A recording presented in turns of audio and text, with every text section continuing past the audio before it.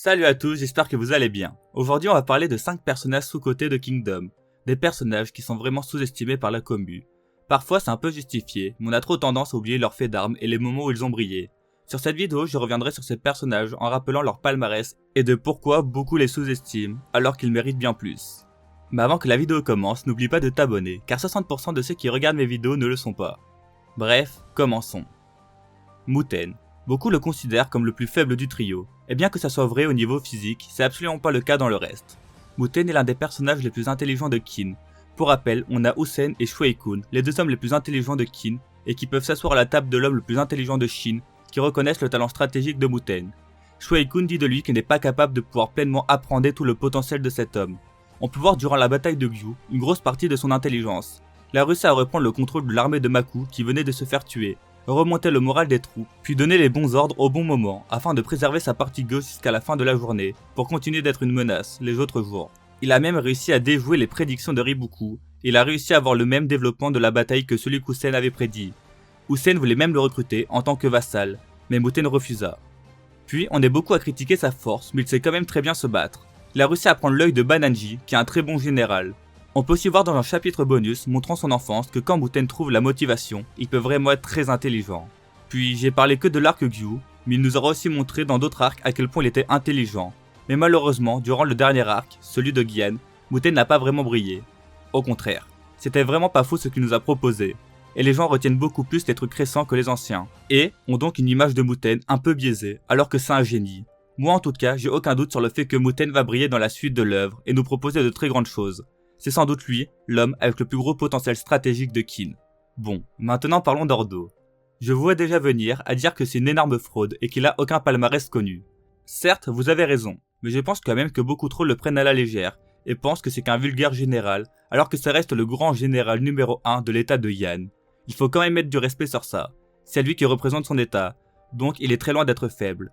Il est aussi le roi de plus de 50 tribus montagnardes différentes de son état.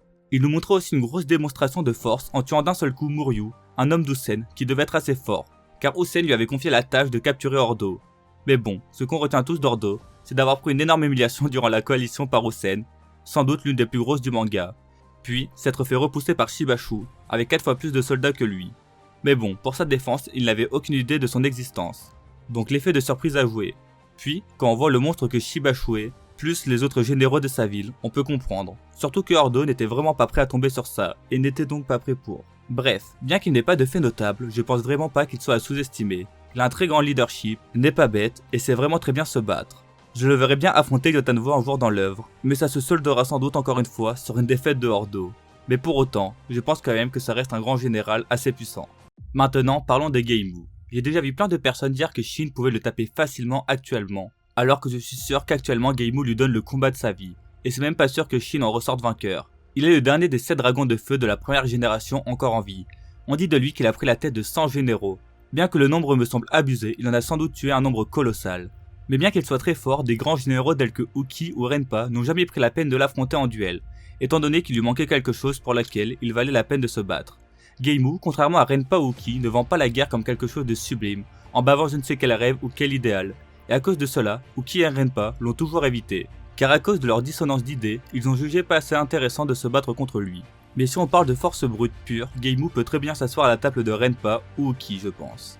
Beaucoup me diront que Geimu aurait alors dû battre Shin facilement durant la campagne de Shuyu. Mais déjà on voit très bien que Geimu a largement l'avantage sur lui, puis le test. Et aussi il ne faut pas oublier un détail, il venait de sortir de 14 ans de prison, donc forcément il n'était pas à son prime. Mais un jour on le verra à fond, vu que Shin suit les traces de Renpa et Uki, il va devoir lui apporter sa réponse sur la guerre, dans un match retour où l'on verra leur plein potentiel aux deux. Geimu est sans doute le général le plus puissant de Wei en force brute, donc je pense vraiment qu'il ne sera pas décevant. Rankai. Je pense que beaucoup d'entre vous ne se rappellent même pas de lui. C'est normal quand on ne le voit quasiment jamais dans le manga. Le seul arc où il a vraiment été mis en avant fut le premier arc de Kingdom. C'était le gorille rare, esclave de Seikyu. On a pu voir qu'il avait une force colossale. Il arrive à écraser des gens contre des murs sans difficulté. Dans le manga, on voit très bien qu'il a une force brute colossale, mais là on le voit le plus, c'est dans ses statistiques. Bien évidemment, elles sont à prendre avec des pincettes, car Hara a un peu abusé dessus pour certains, et je le soupçonne même d'être sous alcool pour certaines. Mais je pense que ça peut toujours être très intéressant de les prendre en compte et de les garder dans le coin de notre tête. La stat qui nous intéresse beaucoup pour Rankai est son 99 en force brute. Pour vous faire une comparaison, c'est plus que Uki qui a 98 et Renpa qui a 97. Bien évidemment, dans un combat, Uki et Renpa gagneraient car il y a bien plus de facteurs à prendre en compte. Il faut se rendre compte que Renkai a une force brute colossale. Il est actuellement dans l'armée des montagnes et on pourrait peut-être le revoir bientôt, dans la guerre actuelle par exemple. Et connaissant le grand talent tactique de Yotanwa, elle pourrait réussir à très bien se servir de lui pour le faire briller et mettre toute sa force brute à profit.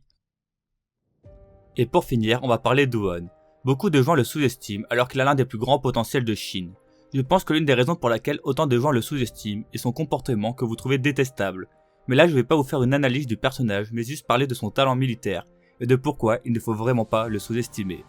Déjà Uon est l'un des personnages qui s'entraîne le plus et depuis son plus jeune âge.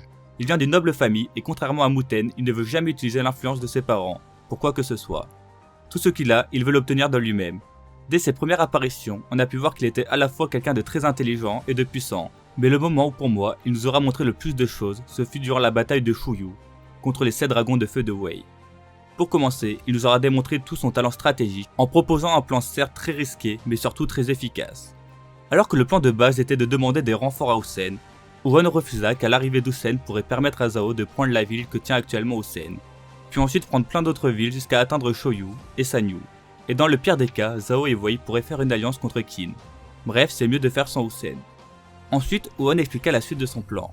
Constituer 3 armées différentes afin de prendre les 3 positions ennemies les plus importantes simultanément. Au vu du relief du terrain, c'est dur de faire ça, car la communication sera quasiment coupée.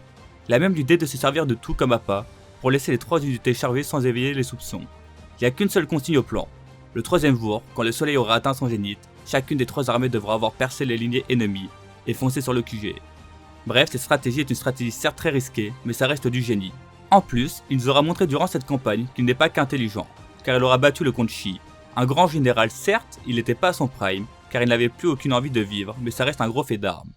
Puis pendant l'arc de Gyu, il nous aura encore une fois montré tout son talent, comme par exemple en éveillant son armée, comme les 6 grands généraux de Qin, ou bien même durant son combat contre Gyun. Mais malheureusement, depuis Gyu, on ne l'a pas revu briller, car durant la bataille d'Eikyu, il s'est juste fait éteindre, chose qui est assez logique car il ne pouvait pas faire grand chose de plus, même si c'est un peu décevant. Et cette image reste dans la tête car c'est l'une des plus récentes qu'on a de lui.